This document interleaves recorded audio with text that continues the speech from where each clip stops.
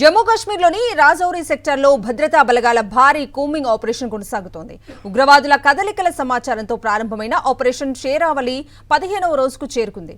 అడవులు, కొండ ప్రాంతాలను జల్లెడపడుతున్న సైన్యం, ప్రత్యేక దళాలు ఉగ్రవాదులను మట్టుబెట్టే లక్ష్యంతో విస్తృతంగా గాలింపు చర్యలు చేపట్టాయి. సరిహద్దు ప్రాంతాల్లో హై అలర్ట్ కొనసాగుతుండగా ప్రతి అనుమానాస్పద కదలికపై నిఘా మరింత కట్టుదిట్టం చేశారు. Indian army, special forces, police బలగాలు సంయుక్తంగా గాలింపు చర్యలు చేపట్టాయి.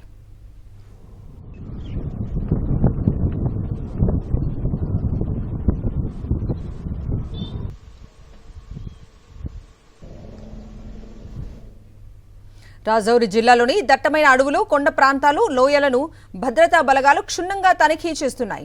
హెలికాప్టర్లు, డ్రోన్లు, ఆధునిక నిఘా పరికరాల సహాయంతో అనుమానిత ప్రాంతాలపై ప్రత్యేక నిఘా కొనసాగుతోంది.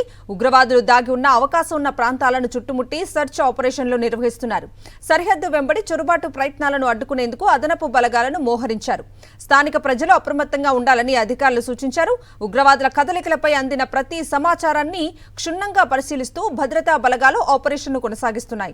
ఉగ్రవాదుల నిర్మూలన, సరిహద్దు భద్రతా బలోపేతమే లక్ష్యంగా ఆపరేషన్ షేరావళి కొనసాగుతోందని భద్రతా వర్గాలు వెల్లడించాయి. పరిస్థితిని ఎప్పటికప్పుడు ఉన్నతాధికారులు సమీక్షిస్తున్నారు.